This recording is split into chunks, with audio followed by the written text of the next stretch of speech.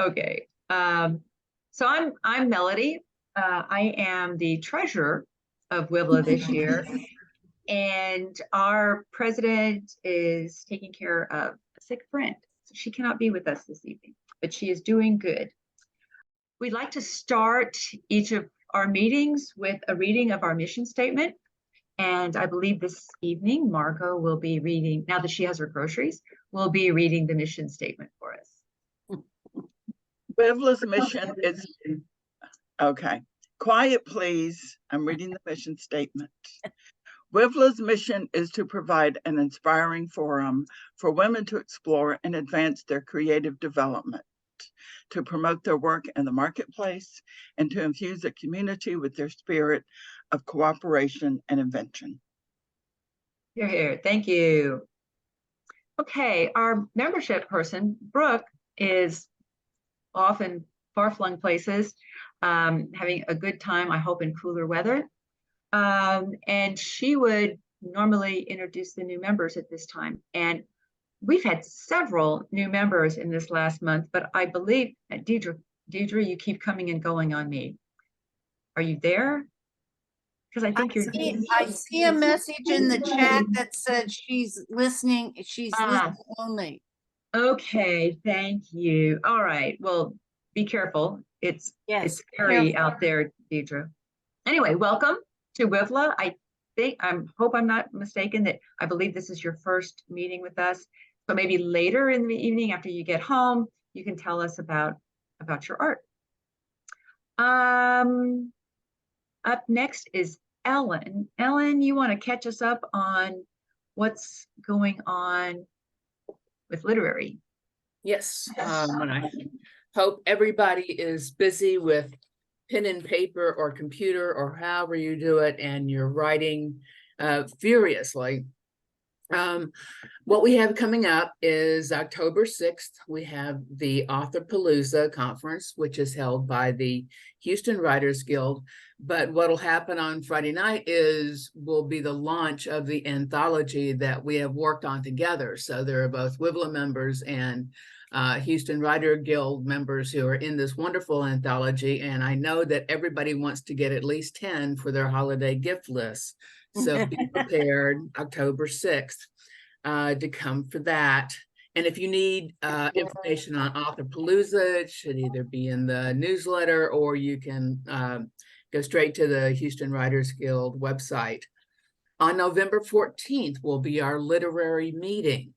The theme this year will be doors. Oh. Okay.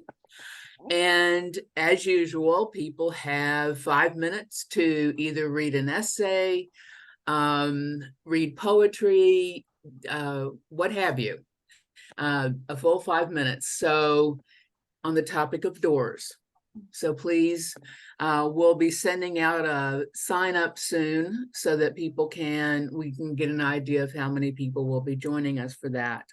And then on November 18th, my favorite night of the year is Haunted Holidays at Brazos Bookstore. Again, Houston Writers Guild and WiVLA are joining together, and Brazos Bookstore is providing us all the space to have a haunted reading. Again, essay, poetry, haiku, even if it's haiku-ish, Barbara or Margot. Can include that as well.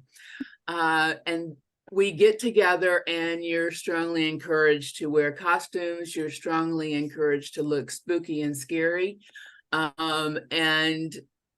get visited by several skeletons who usually like to live in my closet, but I pull them out so we know where all the bones are buried.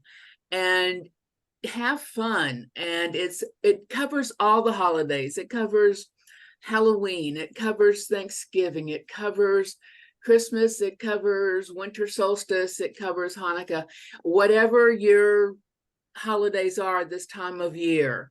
There are ways for them to be spooky, because I sometimes just going home and seeing the family at Thanksgiving can be spooky. And so you can write a 5-minute essay on that. Let us hear it. those are the three things we have coming up. And again, if you're literary, if you're a writer, or even if you're a visual person who just likes to write poetry, get busy. And I believe that Election Day is also one of those possible topics for haunted holidays. And I really think that November 18th is your second favorite day of the year. I believe October 31st is your favorite, and then haunted holidays is number 2. I mean, just Right. Well, I come out more in public for the haunted holidays, you know. On October 31st, I have to get the cauldron and, you know, get that going. And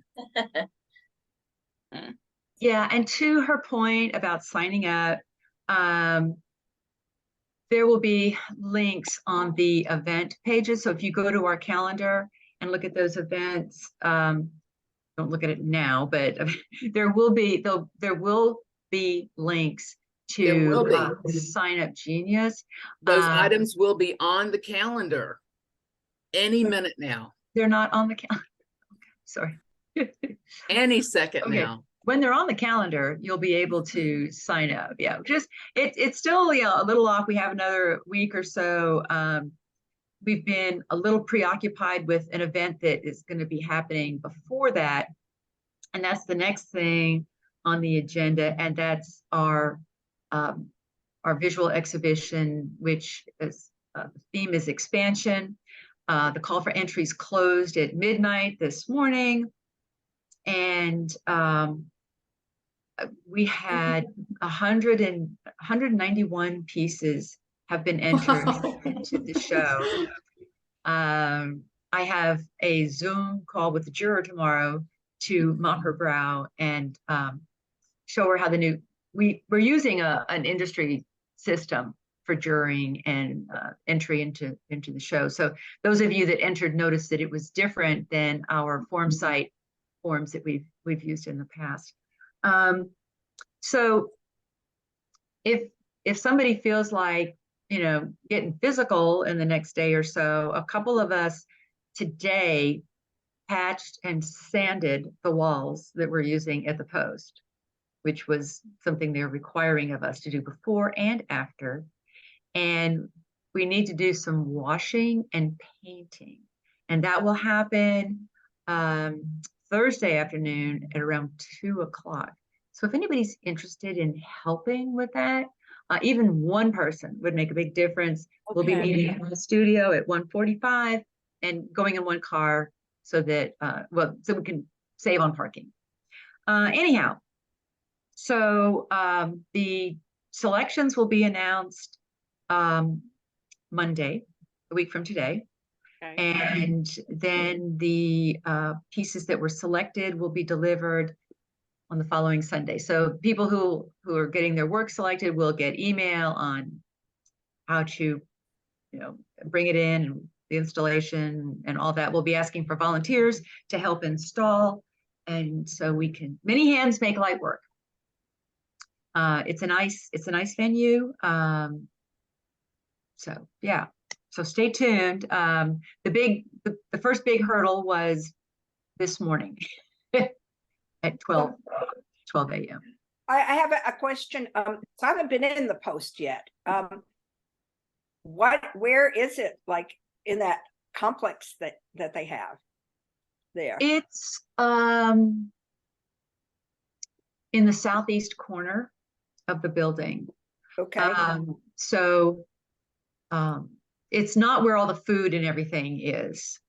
It's where you used to go and buy your stamps or leave your packages. It's on that end of the building. Matter of fact, there's this beautiful wood area that looks like where you would walk up and give a letter or a package to have it mailed.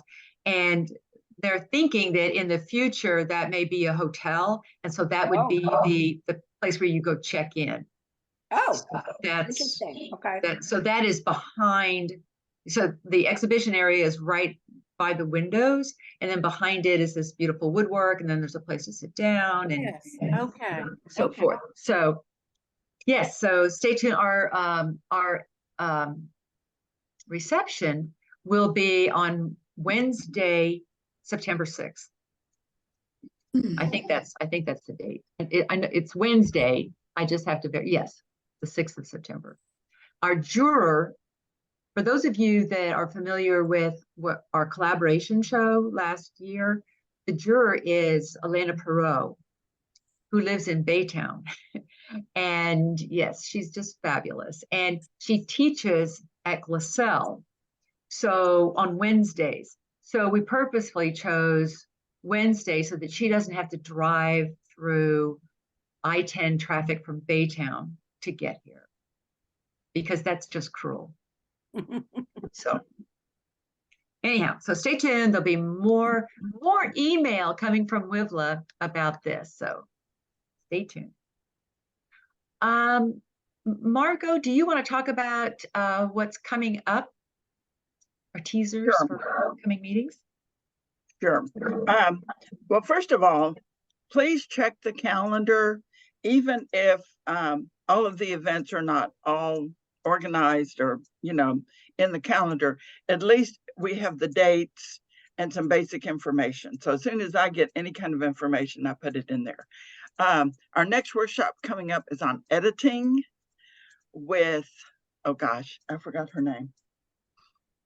Oh. What? It's escaping me to wait.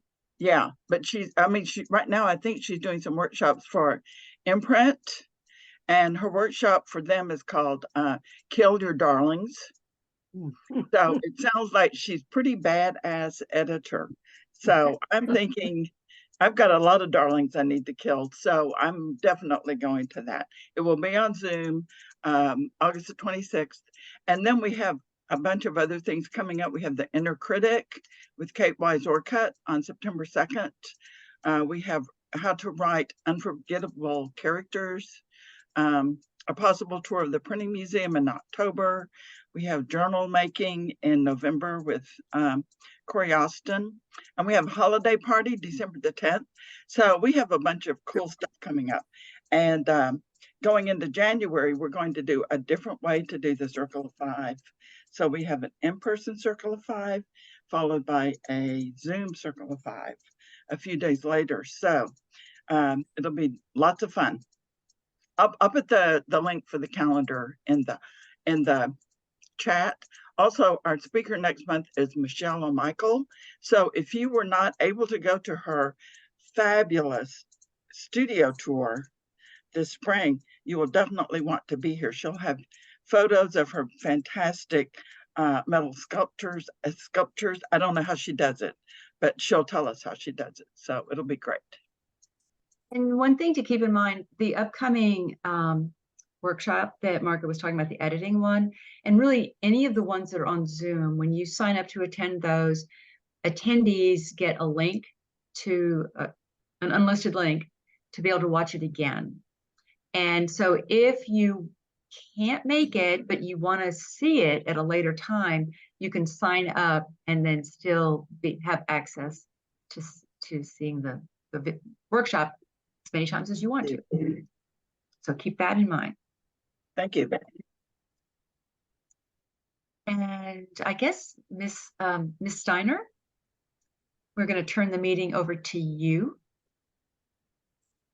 for a moment. Yep. No, WiVLA has a lot going on, so we need to kind of cover all that and just keep an eye on the website. Thank you, Margot, for inviting me to do this tonight. I'm a big fan, and it's my honor and my pleasure to introduce tonight's speaker, a hometown heroine whose rom-com story arcs have become a touchstone and an inspiration to millions of fans. And I mean millions. A repeat New York Times bestselling author, Katherine Center's witty and wise novels have been snapped up around the world, translated into many languages to bring readers together with a common love of a humorous and heart-tugging story.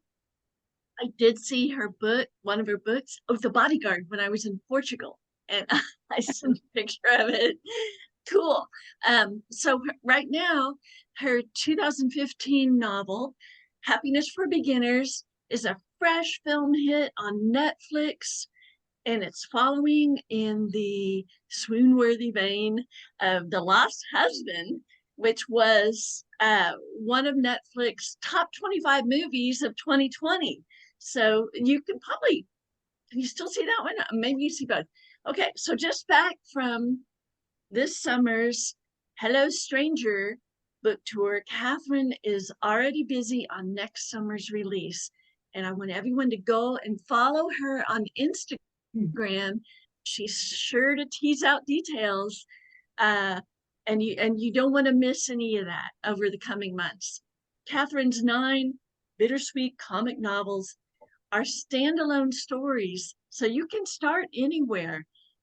Please support local booksellers and pick one up tomorrow. And to quote her fellow author, Jodi Picoult, speaking about a book by Katherine Center, just read it and thank me later. So let's have a round of applause to welcome the reigning queen of comfort reads, Katherine Center. Lee, you're so great. Thank you for that beautiful introduction. Okay, I want you guys to know I met Lee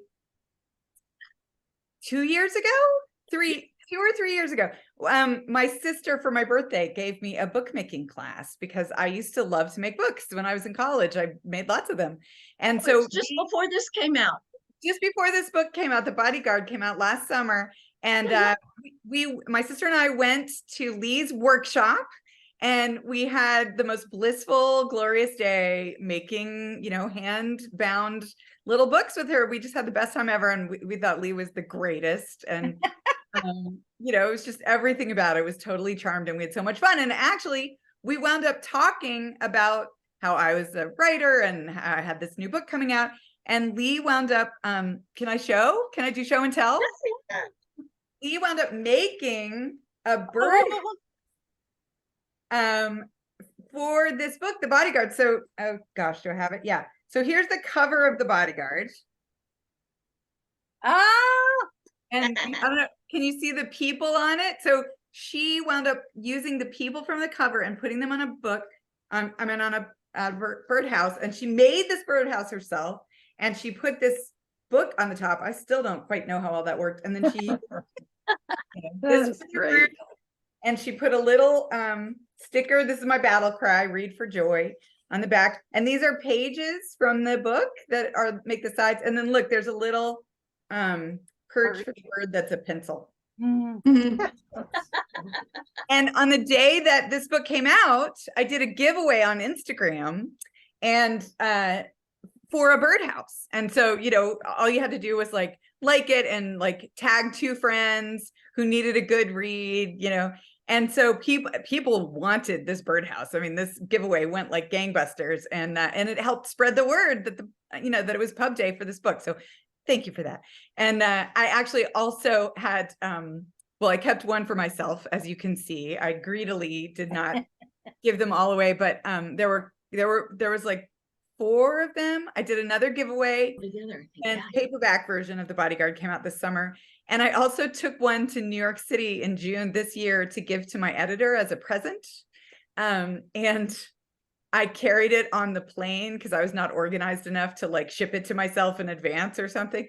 So I had put it in a box filled with packing peanuts, and then I had to send it through the X-ray machines at TSA. And I guess the box wasn't heavy enough to stay on the conveyor belt. So it got caught in the machine, and it got crumpled and accordioned. And I was like, no, and I actually sent a picture of the destroyed box, texted it to my husband, and he was very worried about me. And so we had mine left. We had one left, and he put it in an igloo cooler, and he carried it through TSA when it was his turn to come up to New York so that he could replace it. But actually, the first one that got crushed in the box, it did live. We had packed it well enough that even though the box got destroyed, the birdhouse is still standing. So it now lives in the Macmillan offices in New York. Yeah, very fancy. I had to make it clear to Katherine that I am, and her fans, I am not in the birdhouse business. No, This was like limited edition. very That's it. special. One Yeah. more. They're a lot of work. You're not normally a birdhouse builder. You just did me a beautiful special favor that I will always be grateful for. So thank you. Okay.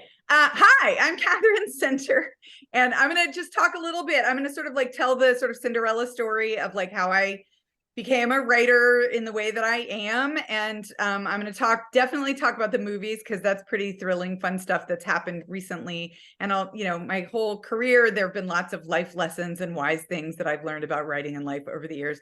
And I'm very chatty. I don't know that that's true of all writers in the world, but I can go and go. So if you guys have questions for me, like I think we can do Q&A at the end. I am glad to answer anything and everything. This is my favorite stuff. Talking to people about books is my favorite activity. So, okay. So I got started writing when I was in the 6th grade. I'm from Houston. I'm like 5th generation Houston person.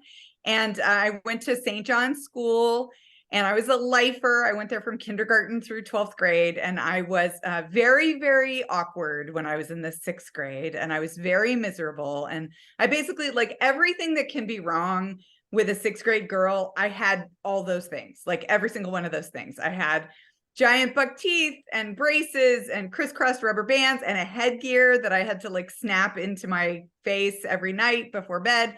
I had like terrible hair and like a mullet. I had long, flat feet, like snorkeling flippers. I had no fashion sense. I was really, really awkward. And I knew that I was awkward.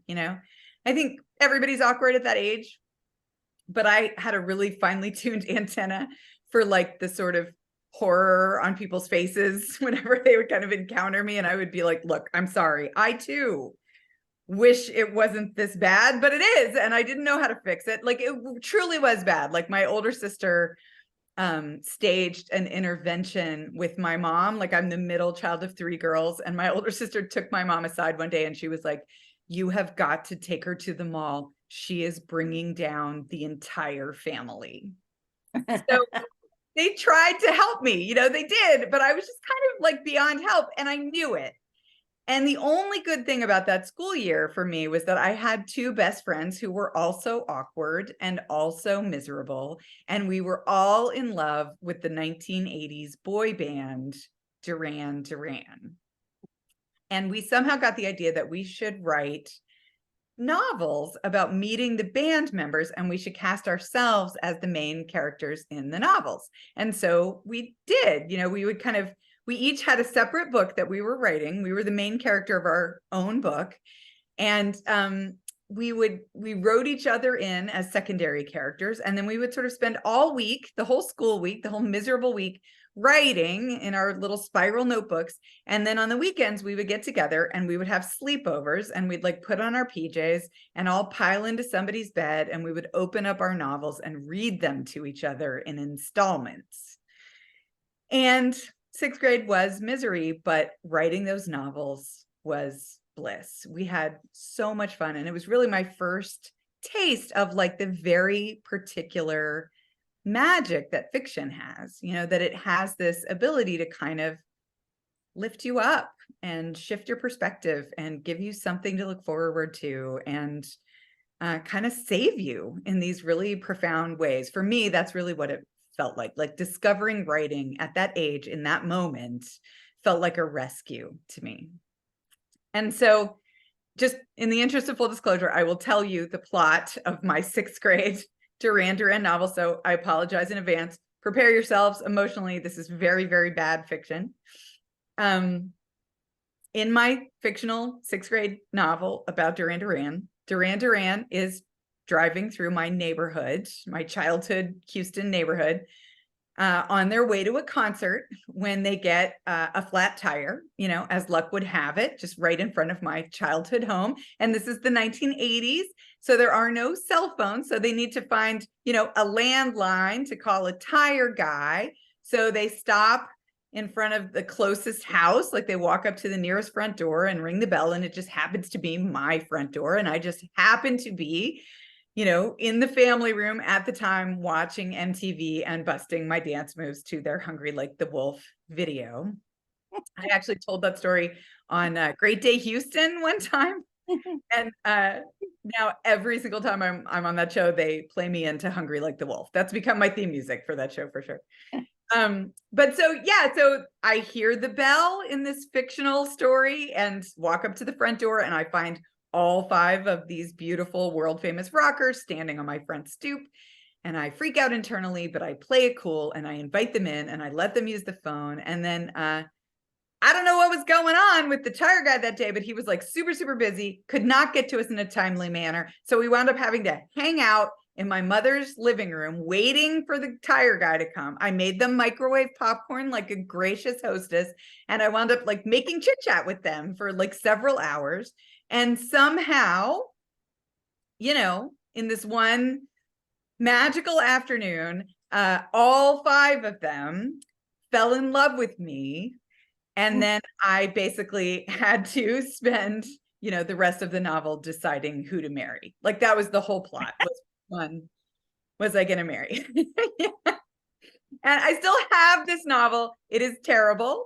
And it's up in the attic in a little storage bin. Every now and then I will get like nostalgic and be like, oh, I'll just go read a little bit. And then I kind of open it up and it's like chopping onions. Like it's like physically so agonizing. My eyes start to water. I'm like, whoop. This is bad. This is so, so bad. And my older sister actually has explicit instructions that if I am ever hit by a bus, like her number one job is to get to the attic, find that novel and burn it before it ever sees the light of day. I'm like, do not go to the funeral. There is no time for grieving. Get to the attic, burn the novel. That's your only job. It's very bad. But, you know, as bad as it was, as sort of like bald wish fulfillment as it was also genius. You know, it was really kind of genius, like, because I so badly needed some encouragement at that age. You know, I so badly needed some hope and a sense that I at least had like a possible universe where I was going to be okay. And I was so mean to myself at that age, as I think most girls kind of are at that age. And I just did not have a kind word for myself. I mean, I sort of spent all day, every day, just making lists of my personal flaws and areas for self-improvement. And I just needed encouragement. You know, I needed some way to see myself with kinder eyes. I needed some way to feel hopeful. And I was not very good at that. I'm still not great at feeling hopeful. That's a life project for me, is trying to get better at that. But somehow through writing this story, I wound up inventing these sort of beautiful fictional dreamboat rocker guys who could say all the kind and encouraging things to me that I refused to say to myself, basically.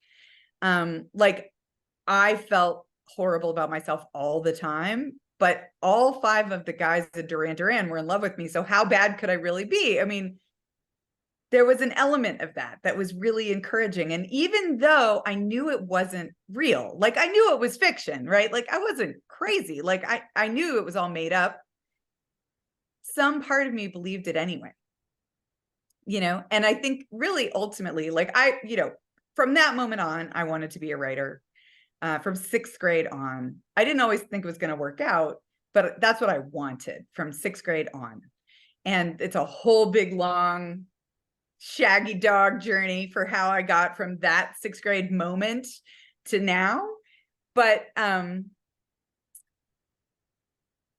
I did a lot of studying of fiction and how it works and why it matters and where the power of it comes from. And none of that I know now, that I can articulate now, could I have described in any way or put into words in 6th grade. Like I did not have words for it. I didn't understand it, but I felt it. You know, I felt that there was something really powerful about stories. And it was my first sort of taste of that. You know, it was my first sort of understanding that they mattered and that they could kind of be this force for good in your life. So that was my moment when I got really like hooked.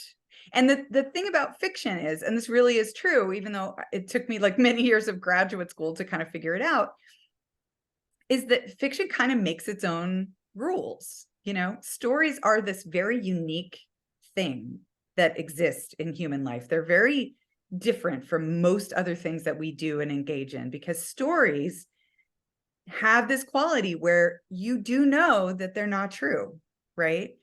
When you're binge watching something on Netflix or lost in a movie that's making you cry your face off, or, you know, reading some series of novels that's keeping you up till 4 a.m. every night, when you're engaged with any kind of work of fiction, you know that it's fiction, you know that it's made up, you know that it's not true, but you believe it anyway. At least when you're in it, you believe it. That's how stories make you cry. That's how stories make you swoon. That's how thrillers make your heart race as you're like running away from the killer or whatever. So they're really very powerful. And I've done a lot of work on trying to figure out why this is and how this works. And I mean, we could be here all night because I've thought about it a lot. But one of the biggest parts of that, I think, is that stories are constructed in our minds almost exactly the way that memories are constructed in our minds. So to me, this is really, really interesting, because we tend to think of memories as like almost like videos that we watch. Like if somebody wants you to remember your 8th birthday, you go back into the library of your mind and you find that day, you know, and then you pull it out and you watch the video. But that's not really how memory works. You know, with memory, you encode a few things about an important day or a memorable moment, a few details. I mean, if you think about the room you're sitting in right now, how many details there are in that room. And if you remember this day at all, you're going to remember 1 or 2 of them, maybe 4 at the most, right? That's it. And then when you go to find the memory of this day, what you'll do is you'll take those 4 things that you held on to and you'll fill in everything around it with imagination, with plausible, likely other details that seem like they work, right? So that's exactly how fiction works. You know, when a writer writes a story, they don't give you every single detail. I mean, unless they're, you know, a Victorian writer, they might give you a lot of detail. But modern fiction, you know, you're always looking for those sort of really evocative, really rich details that you can put in, and because you just get a few of them, and then that's it. That's all you get for the whole bit of description you're trying to do. And then you count on the reader to fill in everything else, right? So I say apple, but you guys get to choose. Is it a Granny Smith? Is it a Fuji? Is it a Red Delicious? What kind of apple is it? You can't, if you're a writer, you can't specify everything. You have to give most of the job over to the reader. That's exactly what you're doing with your own self and your own memories when you're remembering the story of your life. And so we do it so easily. It's one of the reasons I think we love stories so much. It's basically the same practice. We do it all the time. We don't even think about it. It's so easy. And so when you're reading a story, when you're lost in a story, if the writer's done their job right, what you're reading as you're experiencing the story, it feels like a memory. You know, it's not a memory. You know, you're reading a novel. So you've got it in a different context. You know, this is fiction, you're reading a novel. But everything that you're making happen in that story, you're constructing all of that exactly the way you would construct something from your own real life. And so what that means is that it's not something that's happening to you, and it's not something that ever happened to you when you get lost in a story, but it feels like something that happened to you, right? So like I was never in the French Resistance, but I read Kristen Hanna's The Nightingale, and I sort of feel like I kind of like remember being there, right? You know, the things that you experience in fiction are not actual life experience, but they're kind of the next best thing. You know, they're kind of like a virtual reality for human life. And of course, what's so incredibly powerful about that is that real experience is where wisdom comes from. Right? So wisdom is not something that you can find in a textbook. It's not something that you can memorize the way you memorize your multiplication tables. Wisdom comes from the things that you live through, the experiences that you struggle through, you know, the stuff that happens that you survive and get to the other side, and you pull wise lessons out of it. You know, you figure out who you are in the face of it all. You figure out what life is, what really matters, you know, who you want to be. That's where wisdom comes from, is from life experience. So fiction is like the next best thing to life experience. So what's really cool about a story that's done really well is that you can go through this story with this main character, or even if the writer really does a good job, you're not just with the main character, right? You don't just step into the story and like walk through whatever the plot is next to that main character. Like if the writer's really doing a great job, you go like into the main character, right? You sort of like merge with that person. You sort of like become them in this like astonishing feat of the human imagination. You empathize so hard with this character, this point of view character going through whatever it is they're going through, that you're like not just seeing what they see and hearing what they hear, but like feeling their emotions, right? And when they're scared, you're scared. And when they're sad, you're sad. And you know, when they fall in love, you fall in love. Like it's such an extreme and intense form of empathy that it feels like it's you. It feels like it's happening to you. And so by the time you get through this story and get to the other side and come out of it, it's like you've had this experience. So what's great about that is that you get to pull wisdom out of that simulated experience that you just had. So that's a lot of talking. I mean, I really did not mean to go into it at quite that level, but I will say that for me, even though I could not have articulated any of that at the age of 12, like I sensed it. I sensed this is important. This is powerful. This is a way to talk to yourself, right? This is a really profound way to teach yourself things that you need to learn, to sort of wrestle and grapple with like big questions in your life, like questions so big you might not even know that you're asking them, basically. And that was when I just fell in love with writing and everything. And from then on, okay, I wanted to be a writer. And so I did all the things that you do if you want to be a writer. Like I memorized song lyrics and I copied over poems into special notebooks and I wrote stories all the time and I read all the time and I tried really hard in English class and I kept a journal for 10 solid years, which is actually where I really think that I learned how to write. Because, you know, there's that whole Malcolm Gladwell thing about how anything you want to be really good at, you have to practice for 10,000 hours. I definitely logged 10,000 hours in a journal, like just trying to figure out my life and everybody in it and why we were all doing all the crazy things we were doing. So I did a ton of writing there and I made it through high school and then I got a little tiny creative writing scholarship and I went off to Vassar College. And then I was an English major at Vassar College. Actually, one of the reasons I went to Vassar was because there was no math requirement at Vassar. So I was like, sold, I'm in. Also, Meryl Streep went there. So I felt like, you know, if I went there, we would definitely become very close friends, which hasn't happened yet. Right? Like we've got plenty of time, no rush. So I went to Vassar and I majored in English and creative writing, which is what every single other person who went to Vassar majored in. And then I graduated. The week that I graduated, I won the Vassar College Fiction Prize. And I also kissed a really cute boy from my art class. And then I drove home to Texas with my mother and we spent the entire drive like arguing about which was the bigger accomplishment. She was team fiction prize and I was team art guy, but we had to agree to disagree. Like we never really settled it. And then I came home and I went to the University of Houston's creative writing program, which is, you know, a great program. It's ranked second in the nation. Nobody knows that. I feel like they need to put it on a bus or something. I got a master's in fiction writing. I taught creative writing to little kids through a program called Writers in the Schools. I taught an imprint class years ago. And then after I got my master's, I was young because I went straight from college to grad school. So I was, you know, in my 20s.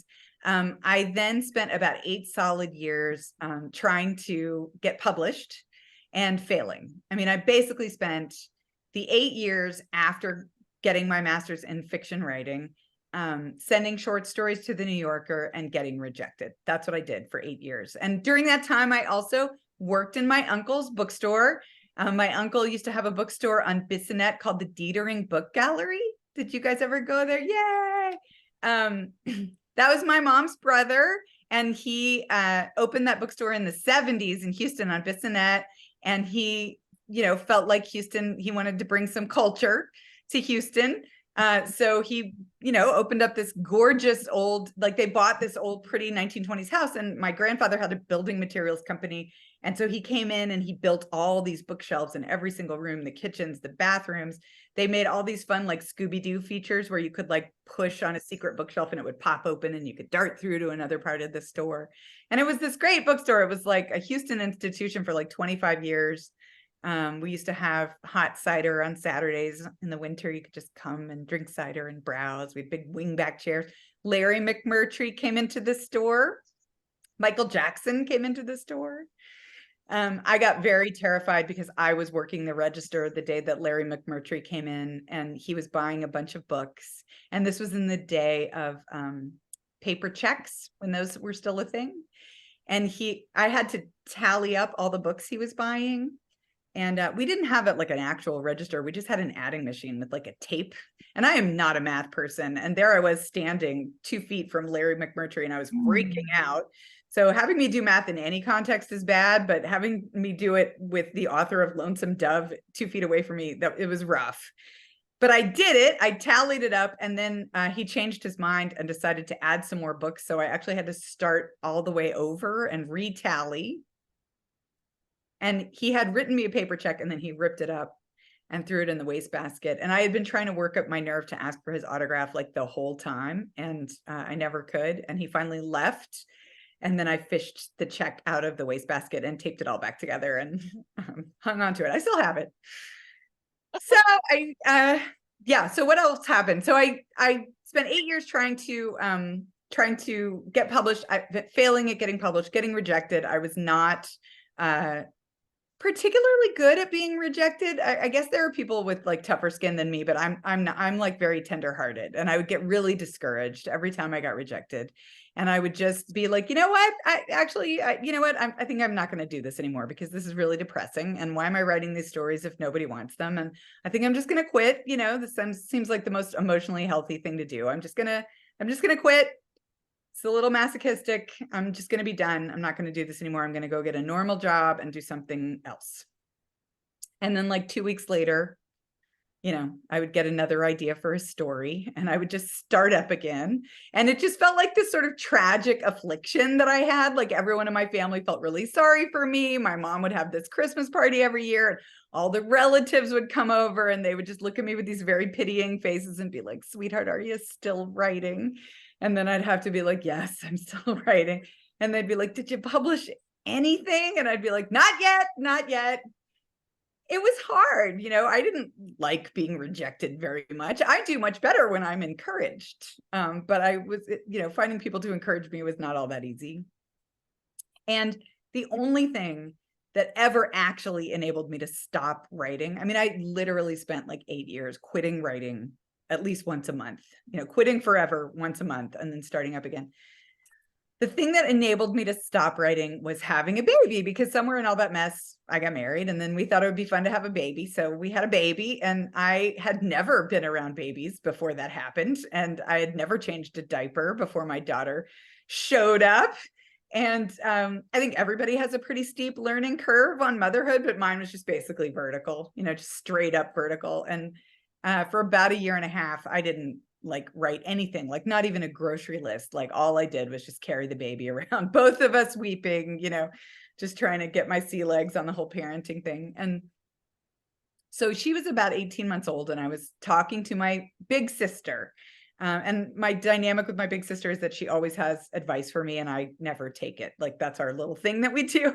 So we were on the phone one day, and I was saying, I had this baby. It was such a life-changing thing. Every important thing that's ever happened to me in my whole life, I've journaled about ad nauseum, written poems, essays. I haven't written anything about this experience. My whole understanding of love has been redefined. I feel weird that I haven't written anything. And my sister, she just went, "You should write a novel about being a mom." And then she just kind of went, "How hard can that be?"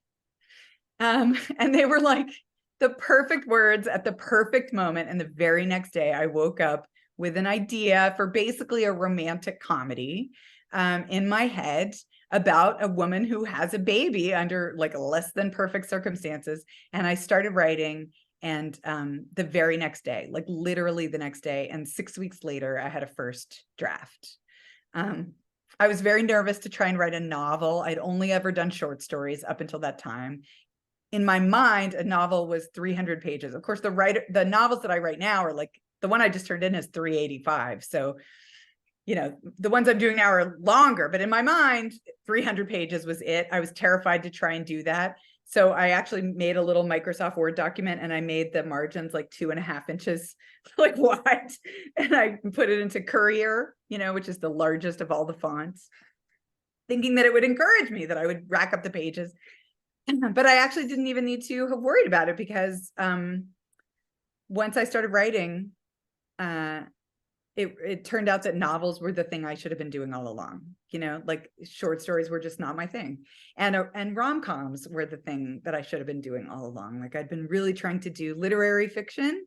And I am actually in life like a funny person, like a very funny person. It's a weird thing to say about yourself, but you know, I definitely lean on comedy as a coping mechanism a lot. And so giving myself permission to write something that was funny and romantic, which is another thing that I really, really love stories, just kind of opened up this whole new world of possibilities for me in terms of writing. So I wrote this, you know, this manuscript, and then I spent about a year getting it ready. And then I was gonna, you know, I'd written it, and I was kind of giving myself these pep talks, like, you know, this is good. You need to not chicken out about this. Like, this is good. Like, don't, you know, just be brave. You need to go find yourself an agent. You know, there's a lot of hoops you have to jump through to get published. And, but I was like kind of giving myself this talking to about like, don't give up, and don't not believe in yourself, and just trust yourself that this is really good.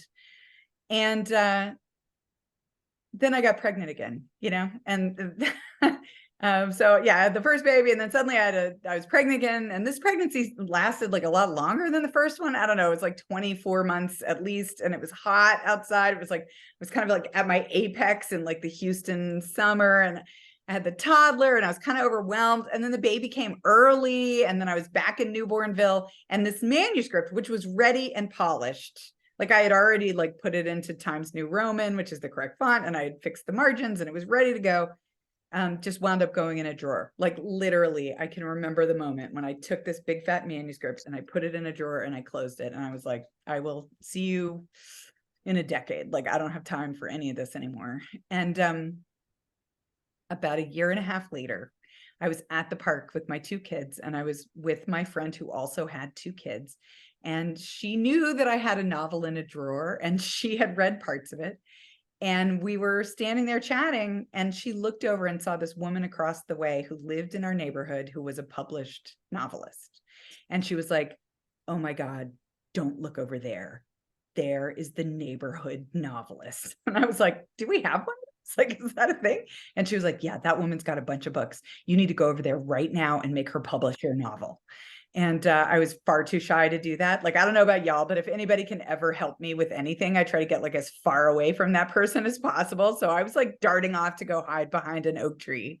But my friend just marched right over to her, and she was like, that's my friend Katherine over there hiding behind that oak tree. She has written a novel. It's actually really funny. Don't you want to help her get it published? And this poor woman, I could read the fear on her face from across the park, but she agreed to take a look at the first 3 chapters.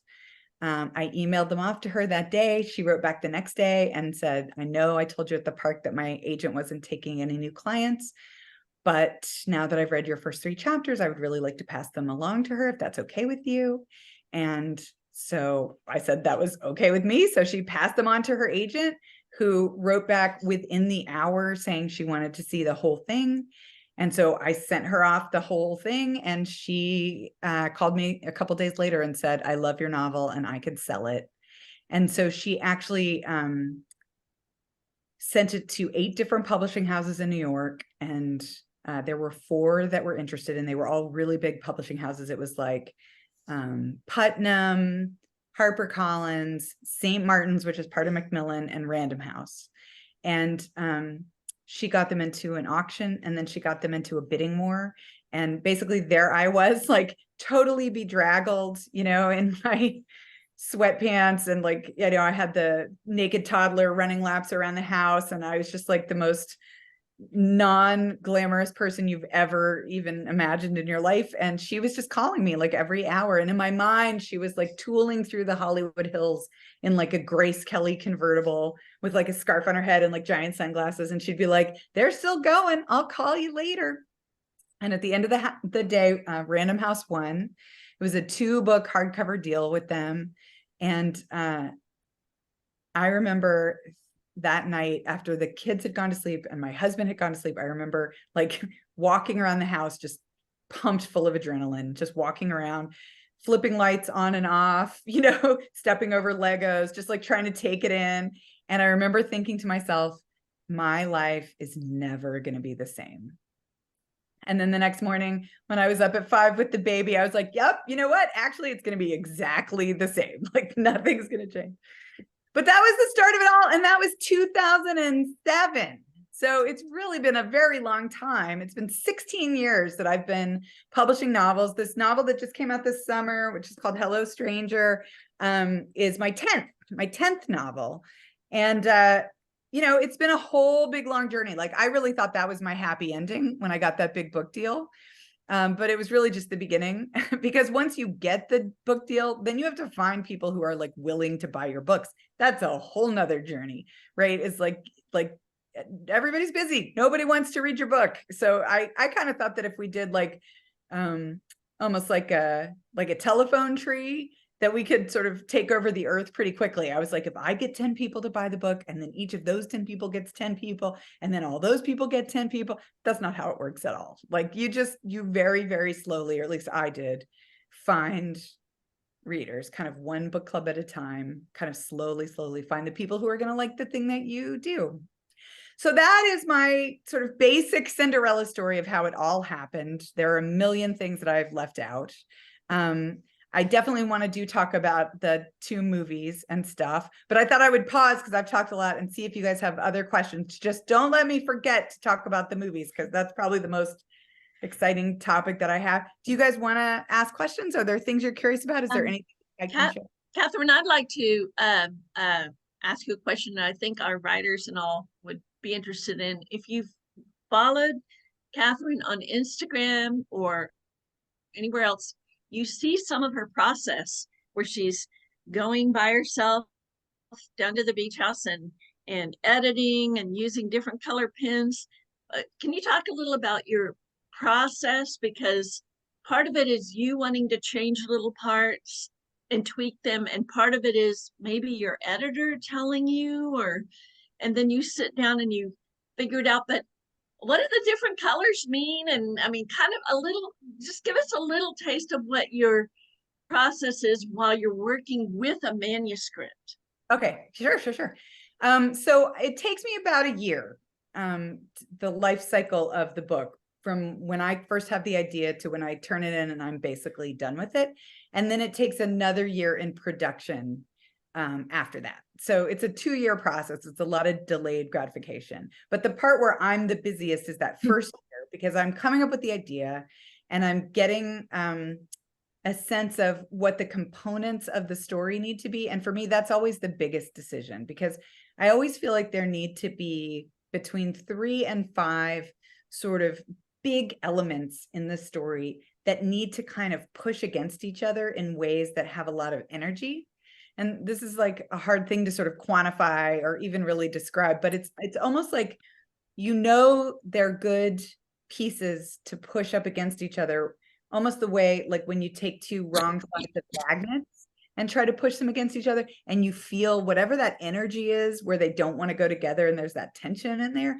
Like the right pieces to a story do the same thing. When you try to push them together, there's a kind of an energy that happens between them. And I spend a lot of time early on trying to make sure that I have the right big components to the story, the right characters in the right situation that's got a lot of energy to it. Because I find that unless you've got the right setup and the right sort of basic plot journey for your people, unless you have it like on the ground floor, you'll never find it later. You've got to have it at the beginning. You can't add it in later. It's got to be at the center, and everything you're building is on top of that energy. And then that energy eventually roars to life like a furnace in the middle of the story and kind of makes it into something very real and very alive. So I spend a lot of time at the beginning figuring out who are these people and what situation are they in? What dramatic situation are they in? And then once I know what that is, then I do a ton of research. And that's what I'm, so like, I'm just starting this process right now. I'm coming up with the basic idea for my 2025 book. And then I, for the next couple of months, like now through, I don't know, October, I'll be researching. And I'll just read everything I can about these people's jobs, about their lifestyles, about whatever city it winds up being set in, about whatever journey they're taking, whatever they're struggling with. I'll do a ton of reading. I'll interview people.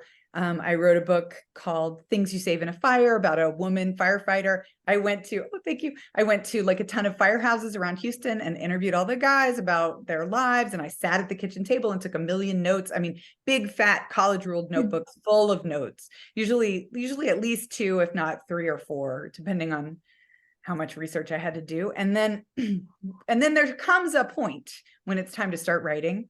And then I just take all that research and I kind of just set it over to the side and I just start writing the story, because the research helps you figure out what the story is, and it helps you make sure that the story is realistic. But at a certain point, you have to also let it go and just let the story happen in your head. So then usually from about November through May, I'm then writing the story, writing the first draft of the story. And I do that in bursts. I'm different than some writers. You know, everybody's kind of got their own thing. I've definitely heard the advice that you have to write every day. I don't do that. I'm a very like obsessive person. And if I could write, like what I love to do when I'm writing is just only write. Like when I'm writing, I don't want to cook anything. I don't particularly want to take a shower. I just want to be writing. That's the only thing I want to do. And so what I'll do is for those 5 or 6 months when I'm trying to do the first draft, I will schedule trips where I go away and go down to Galveston. And so I'll go for like 4 or 5 days and I'll get down to Galveston by myself, total human isolation. And I'll get up in the morning. I will make a pot of coffee. I'll sit down on the sofa. I'll open up my laptop. I'll start working. And the next thing I know, it's dark outside and it's 10 o'clock at night. And if I'm not interrupted, I can get a huge amount done. So in these little bursts where I go down to Galveston by myself, I will write, 30 or 40 or 50 or sometimes 60 pages, just depending on how much it's going. But then I come back and I have to let it drain. I have to give it downtime and just let it settle. And then I go back and read what I wrote last time several weeks later, and I can see it with fresh eyes and make sure that everything's on track. And then I go back down to Galveston and I do another burst of writing. So that's kind of how I do it. I've heard so many people say you have to write every day. It has to be a practice. I mean, I think that's fine. If it works for you, that's great. That's not at all how I do it. That's always a nerve-wracking time for me because I'm always afraid I'm going to take a wrong turn. So I really try to be careful that everything that's happening in the story is exactly what should be happening and needs to be happening in the story. So I don't rush it, but I also try to move along at a pretty fast clip. Then by May, I turn it in. And then my editor, who's a very fast reader, reads it and gets me notes pretty quickly. And when you're seeing stuff on Instagram that has a lot of colors, she will send me it depends on the book, but she'll generally send me like a 2 pages worth of sort of single space. It's like an email with like notes of like, I didn't understand why the mom said this. I would love to see more of this character. She's not bossy with me. And her view is that ultimately everything's up to me, but she kind of reads it like a very, very close, thoughtful reader. And then, anything she didn't understand, anything she had questions about, she puts all that in her notes. And then I go through as I address each note and I scratch them out with big fat Crayola markers. And it's usually in lots of different colors, but the colors don't mean anything because I'm not organized enough for that to be true. The colors are just there because they're colorful. I used to scratch it out in like black ink or dark purple, but then I was like, this feels dark. So I just started, now it's rainbow colors, which is also how I do my paper calendar and lots of other things in my life. I like things to be colorful.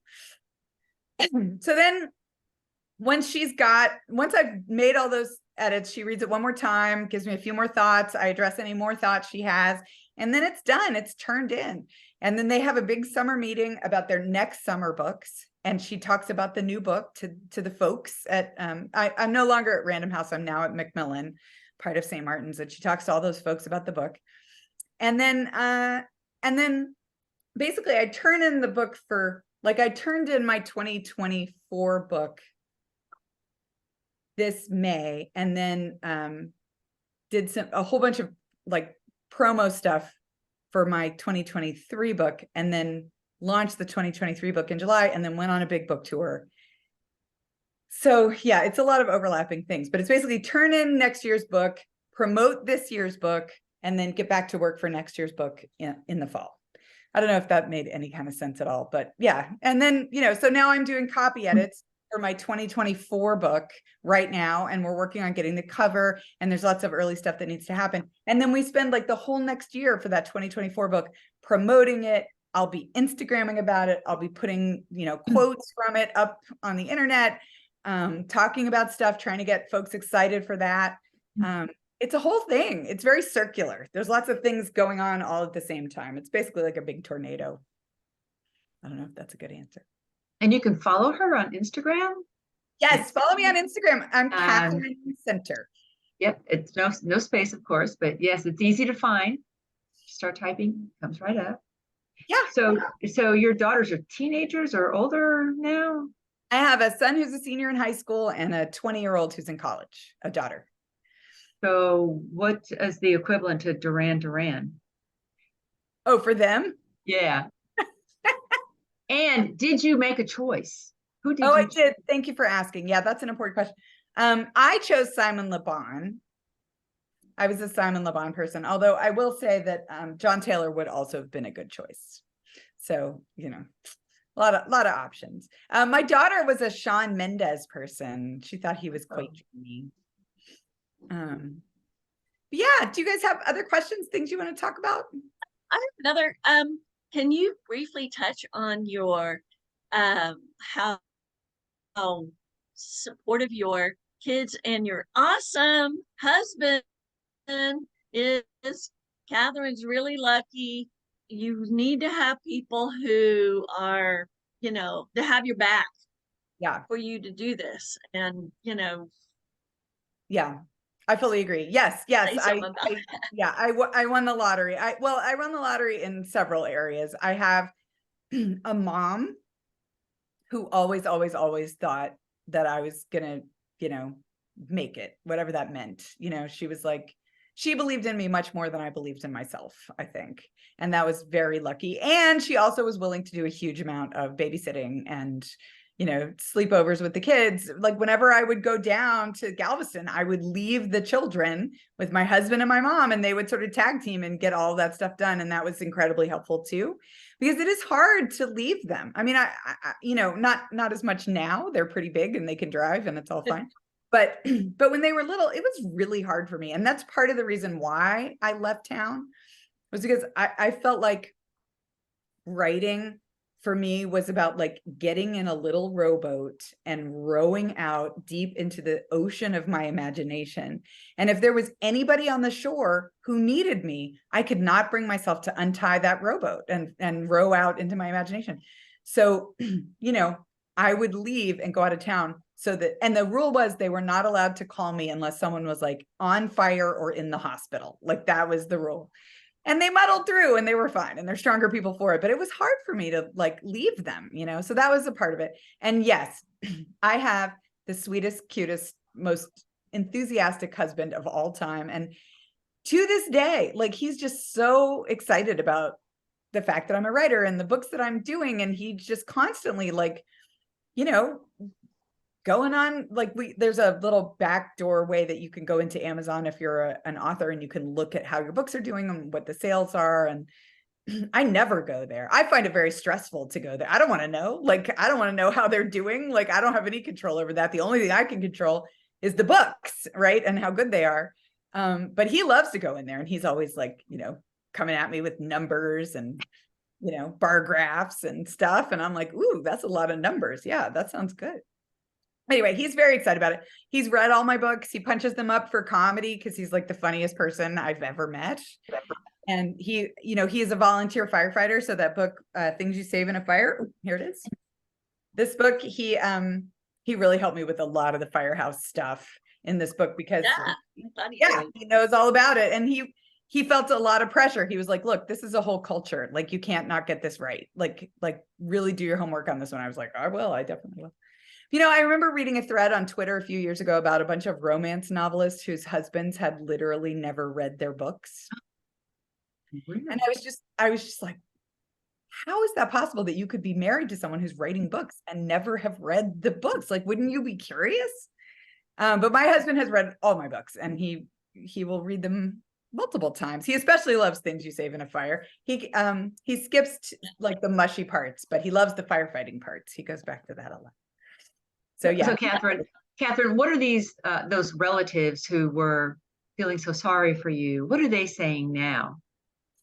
They are adorably, you know, coming to book events and cheering. And yeah, I mean, so we had, so maybe I'll tell you guys about the movies. Do we have time to talk about them? Yeah.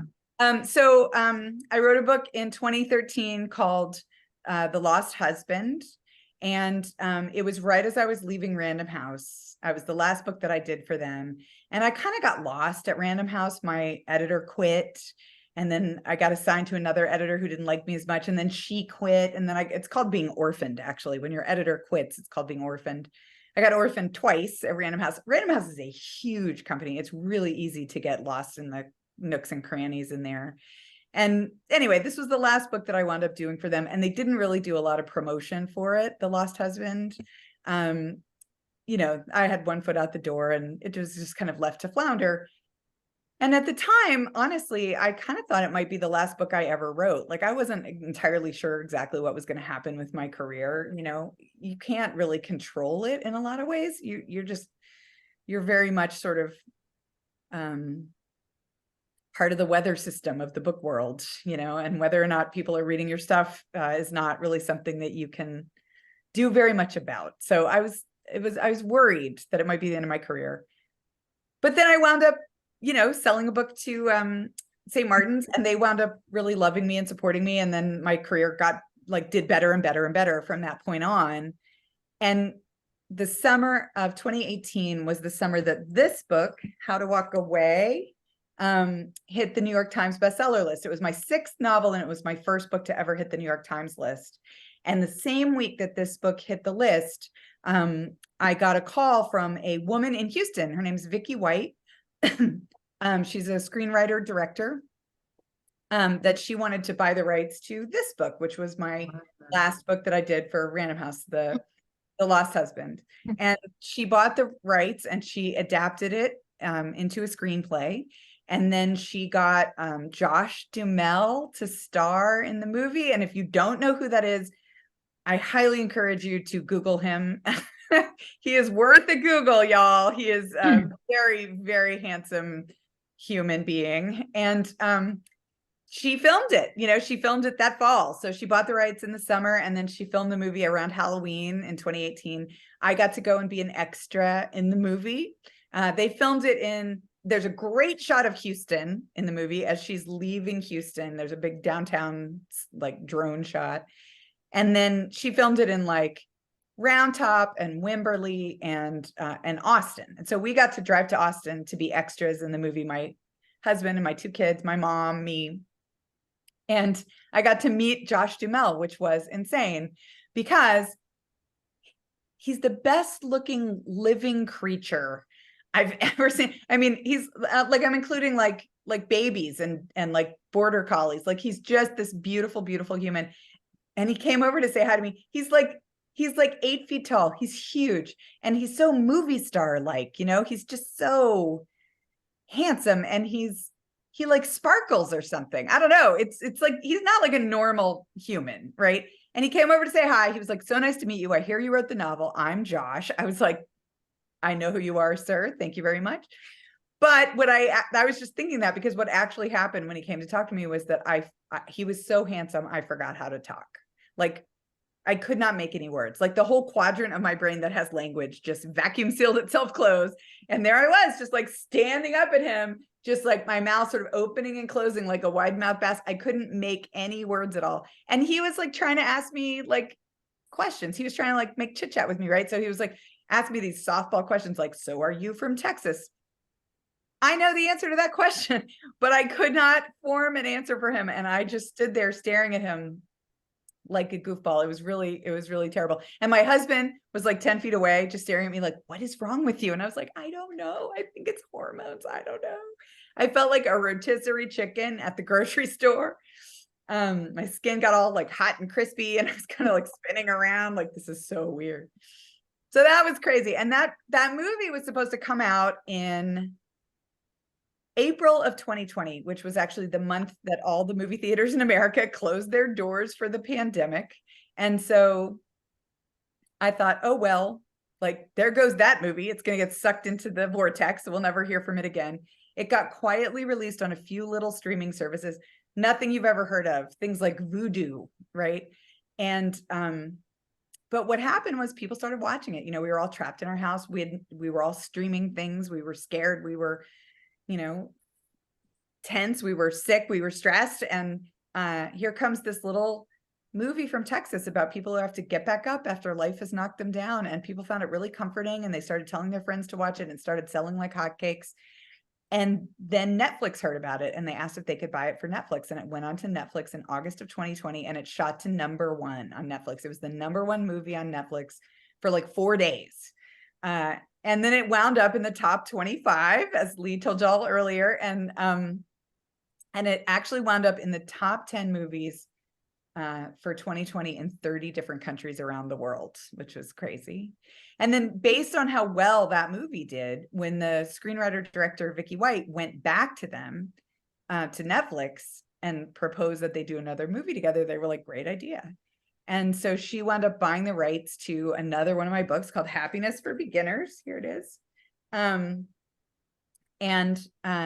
she filmed that one. She cast Ellie Kemper from The Office and a guy named Luke Grimes, who is on the TV show Yellowstone. He plays Kevin Costner's son. And she cast Blythe Danner, who I'm madly in love with, who's Gwyneth Paltrow's mom.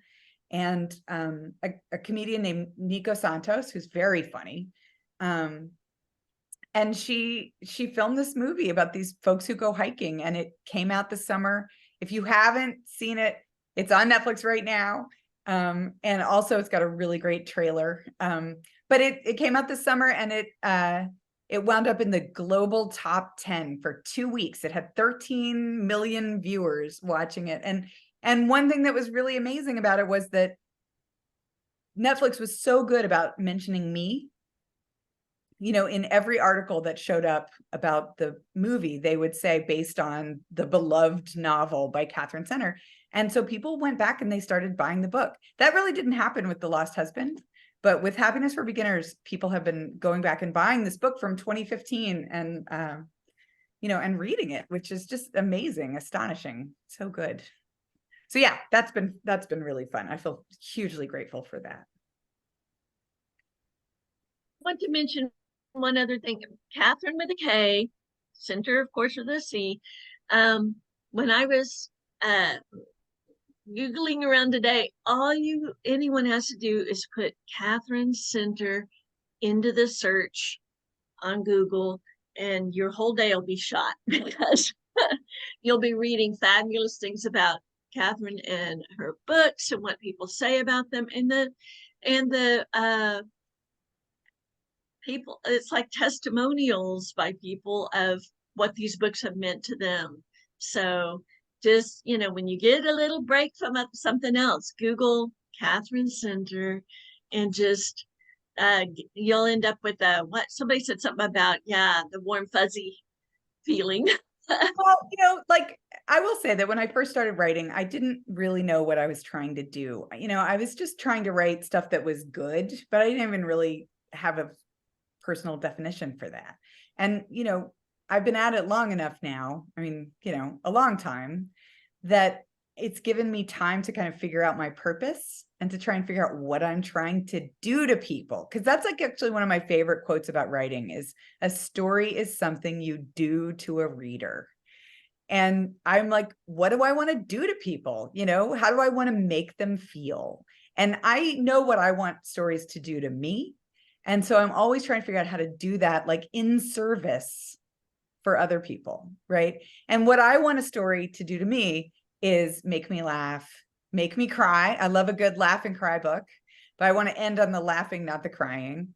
I want to swoon, you know, I want a really swoony love story. I always want really great banter, but I want stories that are like where there's struggle and wisdom, right? I really, really want that. I want the main characters to have to struggle with things that force them to figure out who they are in the face of it all. But I also want somebody to take their shirt off because it's fun. You know, I want there to be a love story. I do. And, you know, I'm here to kind of try and lift us all up. You know, I'm here to try and make us all feel better. I want to write sort of authentically hopeful stories about people trying very hard to become the best versions of themselves and to get back up after life has knocked them down and to learn how to be kind to each other and to learn how to be compassionate with each other and how to listen and, you know, how to be supportive. I mean, all these kind of pro-social qualities that you find a lot in love stories, more so than say in serial killer stories or zombie stories, right? What drives love stories is these sort of pro-social activities. You have to be compassionate, you have to be kind, right? You have to pay attention to other people and be nurturing. That's what drives you to the happy ending of a love story. So I think of my stories as like half personal growth and half love story. And the love story is the fun part. And the personal growth is where the wisdom comes from, you know, but I'm trying to do both of those things and get the right balance. But I didn't know that when I first started out. When I first started out, I was just trying to write something fun, something good. But now I have a very clear sense of exactly what I want every book to do to all of us, which is kind of lift us all up in these really profound ways. I have a question. Go, Margot. Yeah.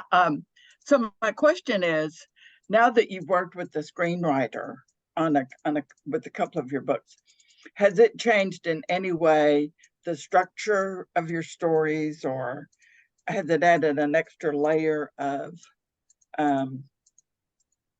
you know, I don't want to say bells and whistles, but you know, you have the inciting incident and you have the hero's journey and all that kind of stuff. Or you have your story, you go with it, and you let the screenwriter worry about anything that needs to be done for the screen? Yeah, you know, it's a good question. I think that it hasn't changed what I do, but I will also say that the way that I learned how to structure a story was by reading screenwriting books. Mm-hmm. Because when you go to grad school for literary writing, which is what I went to grad school for, they talk to you a lot about the poetry of the language, right? They talk to you a lot about the sort of micro elements of the story. But there's, at least when I was in school, there was not anything about structure. And I remember, I won't name the writer, but years ago, I interviewed a very famous, very literary writer for InPrint, actually. And I asked her about plot because I had read a bunch of her books. I was actually teaching a class on her, and they were very literary, but also very page turning. And so I wanted to see how she was able to do both of those things at the same time. And so I wanted to ask, like, how do you plot your books? Like, what's your strategy for creating the plot? And when I asked that question, she said, I don't even like the word plot. I don't even want to talk about it. And it was a funny moment because I just thought, well, that's not very helpful, you know, because plot is an incredibly important part of a story. Like, you need to have a structure. The plot is the underlying roller coaster shape of whatever it is that you're doing to people in the story. And you can have your own strategies for how you're going to do it, but you need to have thought about it and you need to understand how it works. And I think in the literary world, sometimes there's a bit of a bias against wanting to talk about the machinery inside. And I couldn't really find a lot of good, like, books, literary books about structure. So I wound up going to screenwriting books. I've read every screenwriting book there is about how to plot a movie. So I do use a 3-act structure. I mean, it's very Hollywood, which is why I think my books are pretty easy to adapt, because they basically are following that simple, Michael Hague structure.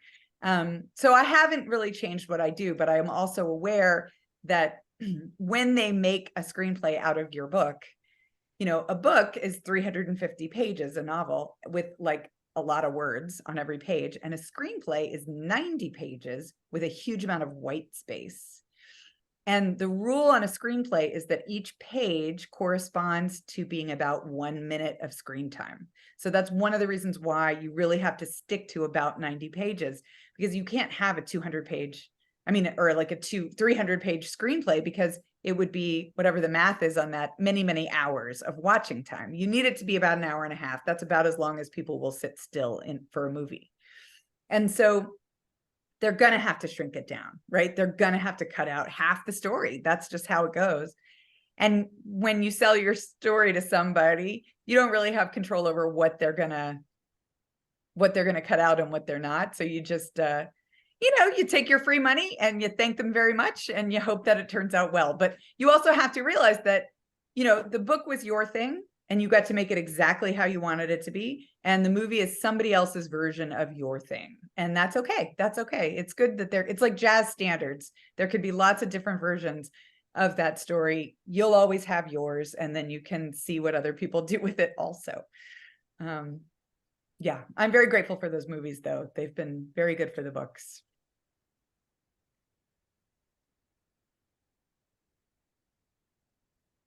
I'm sitting quietly in case Any there are- other? I have any- a question if you have time. So I had to step away for a few minutes. So if you already talked about this extensively, never mind. But I wanted to ask you about agents and how you got an agent and how you hooked up with a screenwriter. What was her name? Christine White? Oh, her name is Vicky, Vicky. Vicky. And her last name is White, like the Isle of Wight. So it's WIGH White. And I see. so yeah, those are good questions. So my agent is still that lady from the park all those years ago. Like I have the same agent from that day. So we've been together since 2006. We've, and known each other through babies and lots of other things. And she's lovely. Every writer I know has a different story for how they found their agent. I think it has a lot to do with just stumbling on some good luck. I think one of the best ways to find agents is to go to like literary festivals or like those oh God, what are they called? Maybe they're not festivals, maybe they are. It's like you go and you sign up for workshops, but you can also sign up to go and meet with agents. And those the conferences. That's the word I was looking for. Yeah. There's Ellen, there's one coming up, right? I mean, like Right Space and Houston Writers Guild, they do Those one are every year. And sometimes they do focus on how to find an agent, or you could make appointments and stuff. Right, Ellen? Palooza is October 3rd through the 6th. It's that weekend. Yeah, so I've gone as a panelist to a couple of those, and but it is really astonishing that there are agents going to those and there are editors going to those that are frequently on panels, and then you can also sign up for slots to go and like pitch your idea or like have them read a couple pages of your story and give you feedback. People really do find agents and connect with editors by doing that stuff. Like I wouldn't have thought that, 20 years ago, I wouldn't have thought that would have been a good avenue for it, but it actually really is. It kind of allows you to just sort of bypass all the curtains that sort of exist between those two groups of people and just meet the real people, There's So also a good Texas Writers Conference in June, which stopped during the pandemic, but I believe it's now picked up full time now, back live. And they're great. Well, I did go to Writers League of Texas conference, and Yes. two people That's it. expressed interest, but when I reached out, nobody got back with me.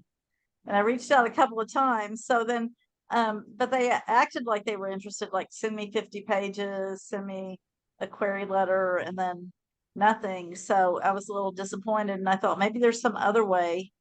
I did pitch it, you know, Well, and so, the other thing I'll say is that I really do think that in a lot of ways, it's like a numbers game, because you have to find, like, especially this is true with an agent, you have to find somebody who like gets what you do and loves what you do, right? And that is kind of specific, you know, like a lot of people, like somebody who, you know, wants to represent John Grisham is not necessarily going to want to represent me, right? It's not like people have their things that they like, and as readers and also as agents. And so you have to just keep trying until you hit the person that's going to love the thing that you do, because your agent is really your like cheerleader to the rest of the world. Like, I've got this amazing writer. You're not even going to believe it. I love her like crazy. You know, that you want somebody who feels that way about you. And so partly that's just waiting until you find the right person, or just keep trying until you find the right person. And it is not a fun process, but it is definitely character building, as they say. yeah. And so Oh, getting in touch with, I'm sorry, with Vicky, how did you do that? Yeah, so that's a fun story because we have kids who go to the same school. That is literally how we met. She lived in New York for a long time and worked for IFC Films. She was like a real person making real movies that were in all these film festivals and winning prizes and stuff. She had a partner who worked in LA. She was living in Houston because this is where she's from and her family's here. But her husband's job is here, but she was flying back and forth to LA all the time, working with her screenwriting partner and producing partner. And then, but our kids in Houston go to the same school, and we didn't really know each other, but we had a mutual friend who loves me and had read a bunch of my books, and one day just walked The Lost Husband over to Vicky's house. And she was like, you need to make a movie out of this book.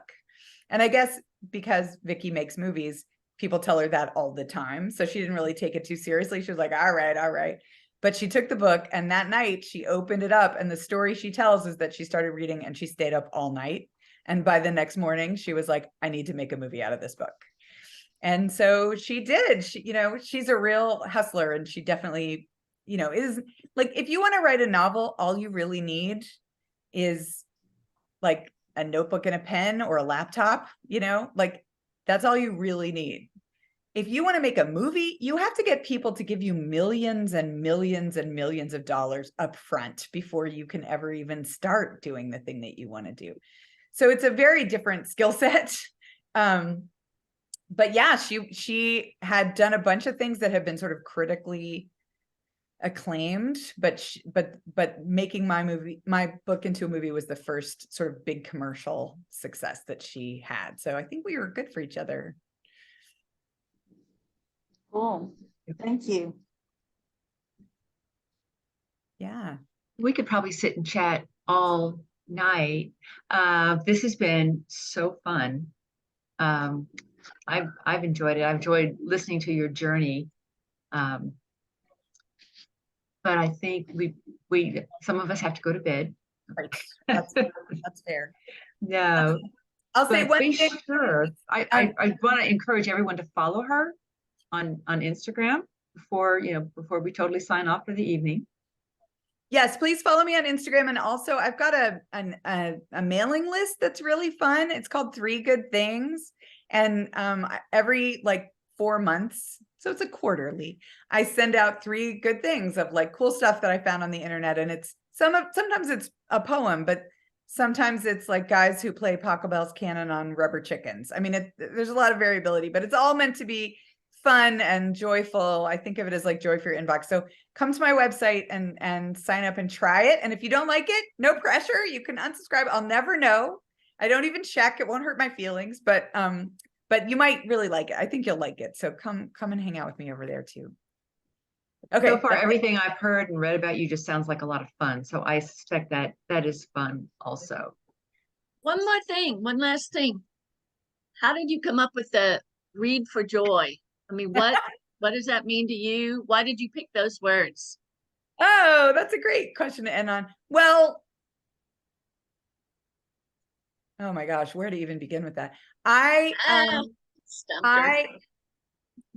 The year that I turned 40, my agent sent me a bodice ripping romance novel in the mail to read. And I had never read a novel like that before. I had been very literary up until that point.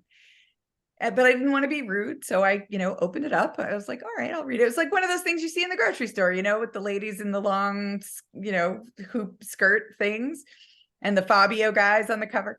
And I started reading this book. And 2 hours later, I was done and I was in the car driving to the bookstore to get another one. I had so much fun reading this book. I felt like a person who had spent her entire life eating boneless, skinless chicken breast, and I had just discovered chocolate cake.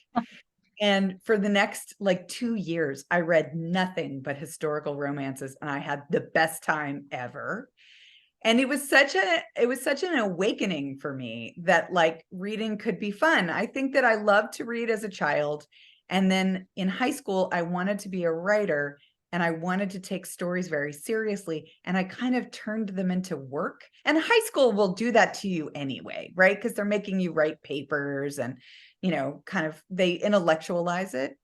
And so I had thought of reading as something that you did kind of like eating broccoli or something for many, many years. And then I had this kind of blissful epiphany with these romance novels that reading can be fun. And I don't know that everybody needs to read romance novels, although if you need a list of ones to start with, just email me. I can help you out. But I think everybody's got stories that they connect with, whether it's thrillers or mysteries or zombie apocalypse stories, right? Or fantasy stories that are fun, that feel like play. And I think that those stories are really nourishing. I think it's really important to give yourself permission to read for fun, to read stories that are just a joy, that just grab a hold of you and pull you through the pages where it doesn't feel like work. It's fine to also do, Kafka and Camus if you want to. That's fine. But I remember reading, I remember talking to a woman at a party who told me that she had been trying to read the collected works of Faulkner that summer. She was like, I gave myself this job. I was going to read the collected works of Faulkner. And she looked so guilty. And she just but I just can't get through them. I just keep falling asleep. And I was like, sweetheart, that is not your fault. That is Faulkner's fault. If he is not keeping you awake, he's not doing his job, Sorry. It's nothing against Faulkner. It's just, you've got to find the right book for you at the right moment, right? And the books that are good for you and the books that are speaking to you in profound ways are gonna turn their own pages. And I think it's really important to listen to that and to follow your own compass for what kind of stories you love to read and give yourself permission to do that. So that's what Reading for Joy is all about. Thank you for that statement. I wrote in the chat there that I know you said your first things were submitted to the New Yorker, I think. Everything I've read in there is depressing and hard to read. I'm sorry. We get the New Yorker and I'll go to the fiction and try to read it. And usually I have trouble reading those stories. They're depressing. It's probably better. They rejected me. I wound up in a much more fun place. Yeah, look, you found something that worked for you. That was much better. Yeah. Comedy. Yeah. Yay. Yeah. So, well, you guys have been awesome. This has been the best part of my day by a million miles. It was such a treat to get to come here and hang out with y'all. So thank you so much for letting me come and visit you. Well, Thank I know the you. feeling's Let's have mutual for another me. round Thank of you. applause. Thank Yay. Really enjoyed it. Well, and what's good for us is that you are now an honorary member of WiVLA for a year. So we hope you come back and we get to see you. That's exciting for us. And at this part of the meeting, we like to share about what's going on in our art lives.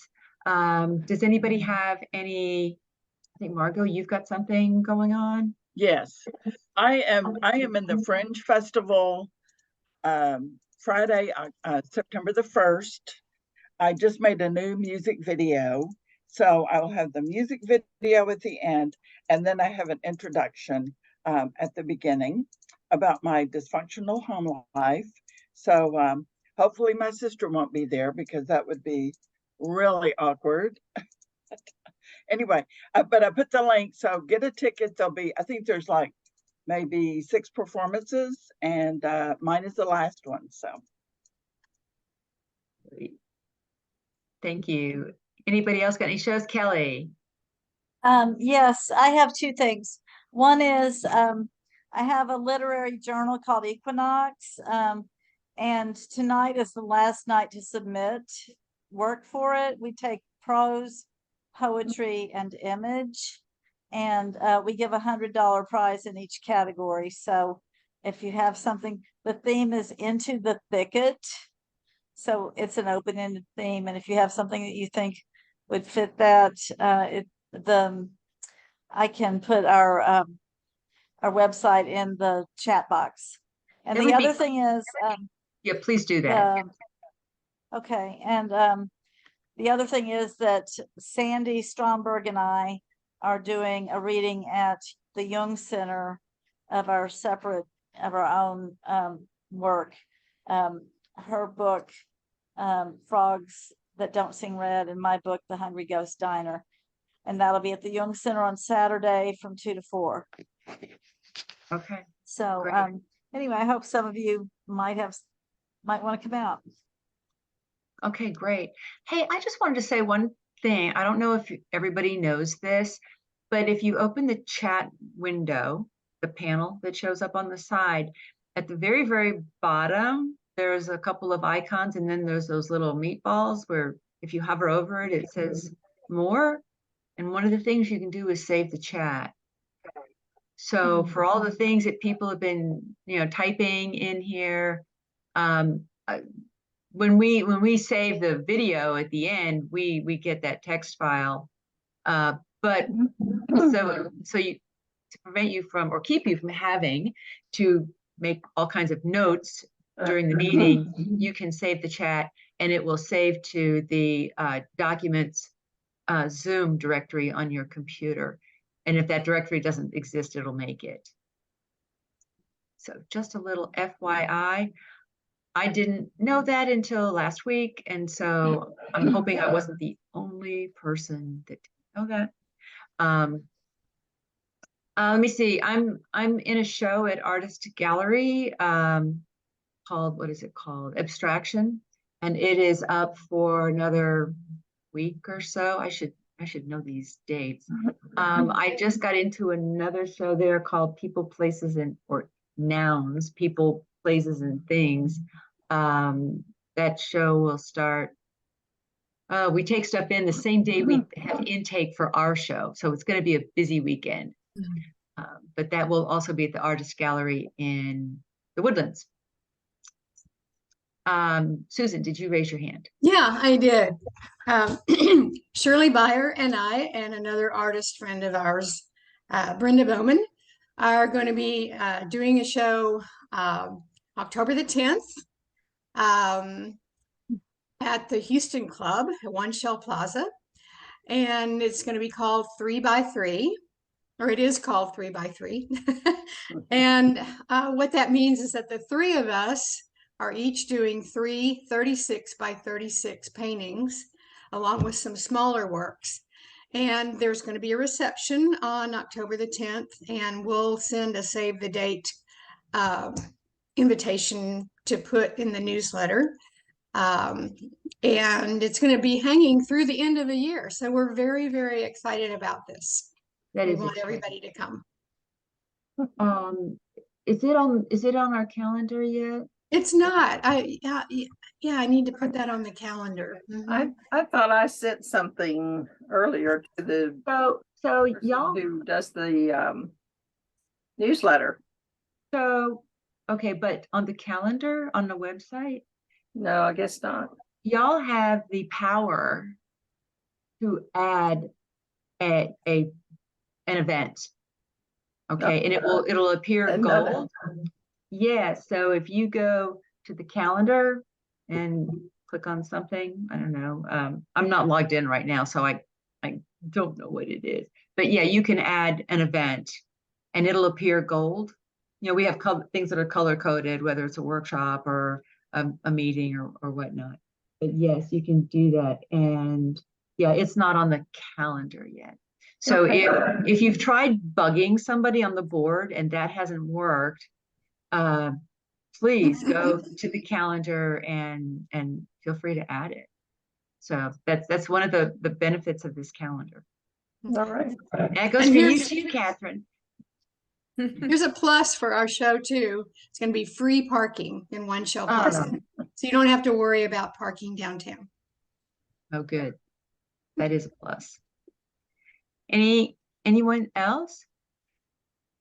Oh, wait, Deidre, you're on. I believe you are a new member, or were you I don't think you were at last month's meeting, correct? Unmute. I was at last month's meeting as a guest. Okay. But yes, officially joined this month. I thought so, yes. Well, we're very glad to have you. Glad to be And, here. Anybody else have something going on? Well, tomorrow, Saturday is third Saturday, and Silver and Silos are both open. Right. We started that back, January? We joined Silver Street on the third Saturday. And the So- parking should be a little bit better this weekend because the big ass market won't be going on. And Oh, that's yeah, what it's and- called. I didn't make up that name. It's called the BAM. Yeah, no, and by the Silos last week, it was okay. The parking, it was over by you guys because the market probably was bad. Yeah. And there's no, since we do third Saturdays now, you won't have the interference once the fall outdoor market starts with parking. No. You know, once Mitch is back out to side, if you come on a third Saturday, you won't have that problem to park. So Yeah. you might find a few less artists, but a lot of people are opening. Yeah. And the summertime it's kind of catch as catch can anyway, because even artists take vacations. Yeah, yeah. Even artists travel. But it's and- nice and cool too inside. Yes, the AC is working in very well in all of the buildings. All right. Anything else, y'all? That was okay. Well, this has been Great meeting. such a fun meeting. Yes. Thank Thank for you the again, suggestion. Catherine. I'm now following you. I'm one of the 27.7 thousand followers of Katherine Center. Me too. I feel so special. Thank you. Oh my gosh, y'all are the best. I had so much fun. What a dream. Thank you for Yes, letting me. it was. Oh, it was All our pleasure. Thank you so much. So, Thank y'all you. watch your inboxes for information about the expansion show, which will be opening later this month. And yeah, I can't wait to see what happens. All right, y'all have a great night, great week, and we'll see you soon. Bye. Bye-bye. Nice to see y'all. Bye. Bye.